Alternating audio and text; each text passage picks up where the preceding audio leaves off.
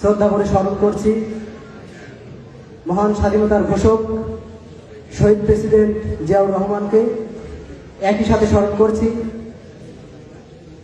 মহান এই স্বাধীনতা যুদ্ধে এদেশের সূর্য সন্তান মাওলানা মতিউর রহমান নিজামী, গোলাম আজম সহ বাংলাদেশ জামাত ইসলামের দেশপ্রেমিক সেই সকল মানুষদের, যাদেরকে আপনাদের বয়কটে আমাদের কিছু যায় আসে না, আপনাদের বয়কটে আমাদের কিছু যায় আসে না, আপনাদের বয়কটে আমাদের কিছু যায় আসে না। তার প্রোগ্রামের বিশৃঙ্খলা, এটা কি ধরনের আচরণ?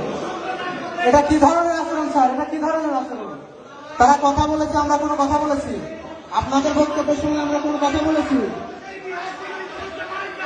যে ইতিহাসে, এটা তো আওয়ামী লীগের ইতিহাস, এটা আওয়ামী লীগের ইতিহাস, এটা তো আওয়ামী লীগের ইতিহাস।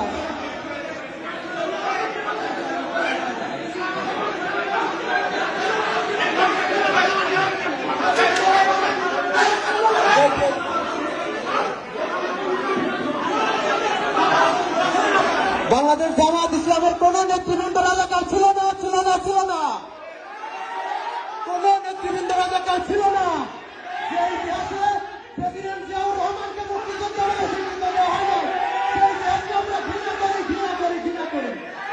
যে ইতিহাসে প্রেসিডেন্ট জিয়াউর রহমানকে মুক্তিযোদ্ধা বলে স্বীকৃতি দেওয়া হয় না, সেই ইতিহাসকে ঘৃণা ইতিহাস।